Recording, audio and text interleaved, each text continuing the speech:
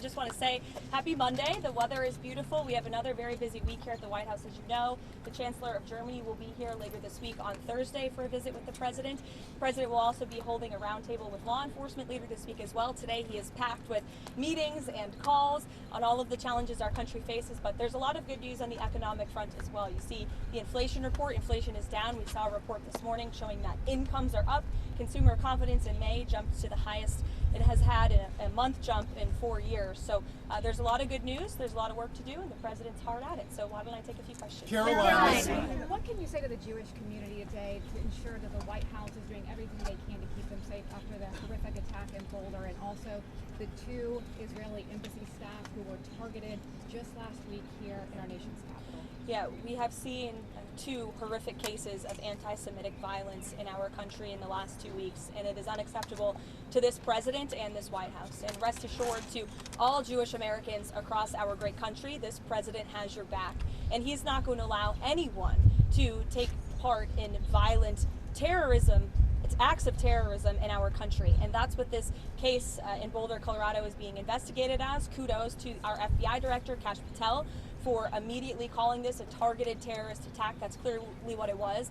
But I'd also like to point out that this administration has done more than any administration to curb this violence and to curb illegal immigration. We secured our border in record time, but we're also tightening up our visa process and our legal immigration process. And we know that this individual, this terrorist, was allowed into this country by the previous administration, was foolishly given a tourism visa, and then was illegally allowed to stay.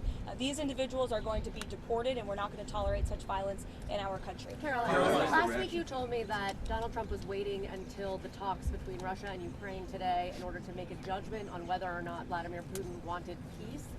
Those talks have happened. Where does he stand, and is he willing to impose additional sanctions? I'll let the President speak on that.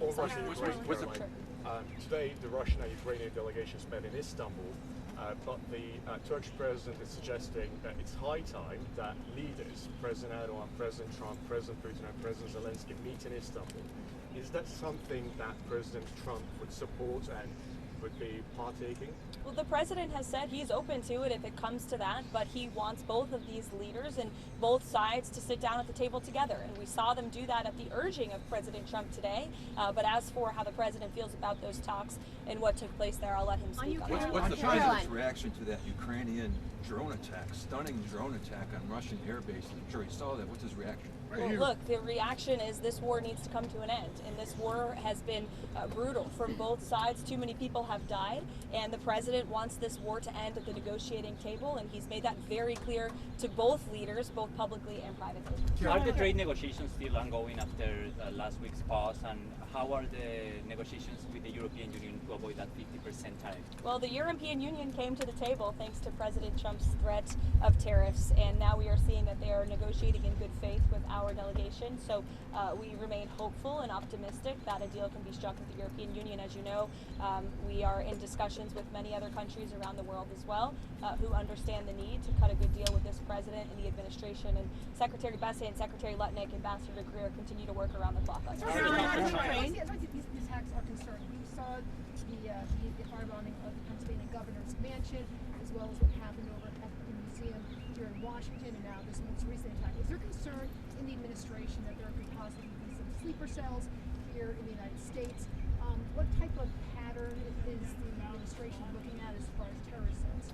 Well, there's certainly a concern that the previous administration allowed way too many terrorists and illegal immigrants into the interior of our country, and that's why the Department of Homeland Security is working overtime to arrest, detain, and deport as many illegal criminals and terrorists that we can in the United States of America, and any act of violence will be prosecuted to the fullest extent of the law. On American hostages. President Trump has talked about wanting to meet with President Xi for a long time. Kevin Hassett over the weekend previewed a possible conversation between the 2 of them, including possibly this week.